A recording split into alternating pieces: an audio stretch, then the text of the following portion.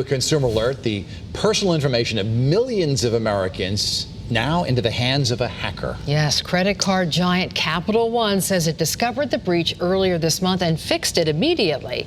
But there are still plenty of concerns. Channel 3 New Haven Bureau Chief Matt McFarland has been looking into this. He's live now with all the details. Matt?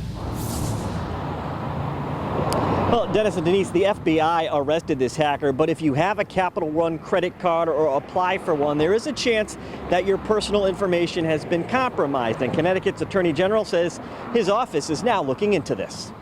According to Capital One, a former software engineer hacked into the personal data of 100 million Americans, allegedly stealing 140,000 social security numbers, as well as 80,000 linked bank account numbers. Numbers that are troubling to Connecticut Attorney General William Tong. They have a duty to maintain and safeguard that information, personal information, that if you let it out and there's a breach, puts all of us at risk. We're told much of the data is from consumers and small businesses who applied for Capital One credit cards between 2005 and 2019. Capital One did the right thing and clearly had a security plan in place because they got out in front of this really quickly after they were notified that it was the breach took place. Jim Parise is the president of Kelser Corporation, an IT services and cybersecurity firm.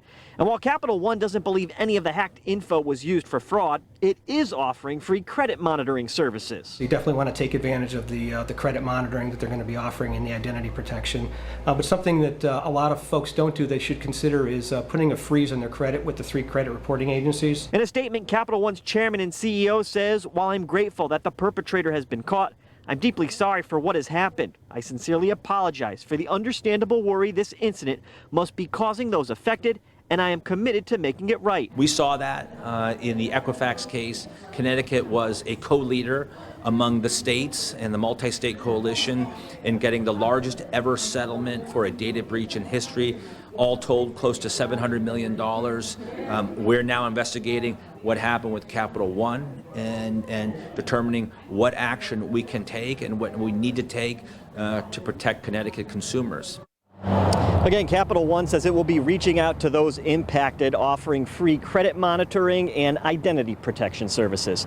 We're live at the mobile newsroom. Matt McFarland, Channel 3 Eyewitness News.